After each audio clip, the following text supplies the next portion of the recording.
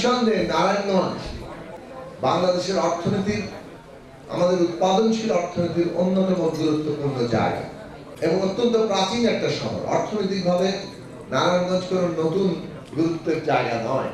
নারায়ণগঞ্জ সবসময় অর্থনৈতিক গুরুত্বপূর্ণ জায়গা ছিল। প্রাচ্যের ডান্ডি বলা হতো। সেই তুলনায় নারায়ণগঞ্জের যে পরিবর্তন পাওয়া দরকার, সেই পরিবর্তনগুলো হয়নি।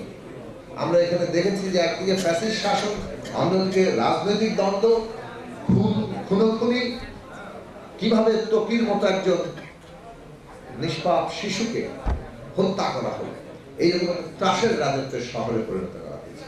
অথচ নারায়ণগঞ্জ ঢাকার পাশেই অন্যতম গুরুত্বপূর্ণ শহর হিসেবে এর বিরাট যে সম্ভাবনার জায়গাগুলো ছিল, এখানে শিক্ষার একটা বিরাট কেন্দ্র হতে পারত।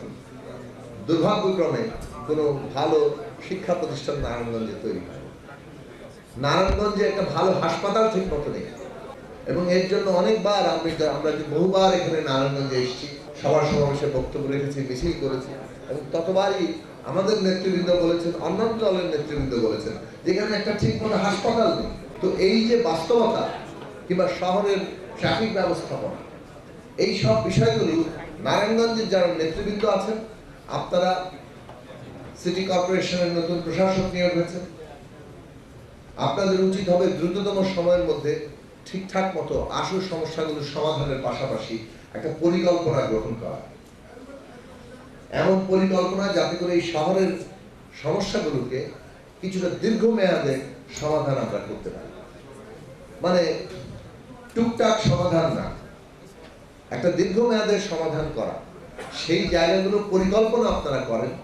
আশা করি যে সরকার বাংলাদেশকে নতুন করে গড়ে তোলার উদ্যোগ গ্রহণ করেছে, তারা এই সব পরিকল্পনাগুলো নানাভাবেই জনগণের সমর্থনের আকাঙ্ক্ষার ভিত্তিতে দাঁড়িয়ে গ্রহণ করবে এবং বাস্তবায়নের জন্য প্রয়োজনীয় উদ্যোগ নেবে।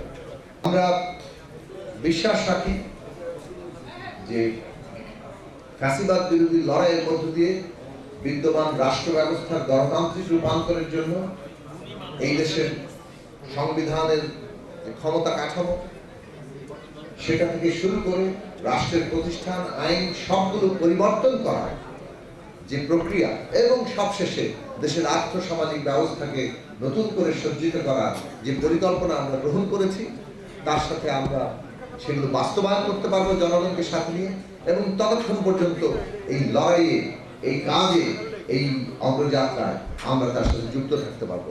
আমরা আপনাদের প্রত্যেকের সহযোগিতা চাই।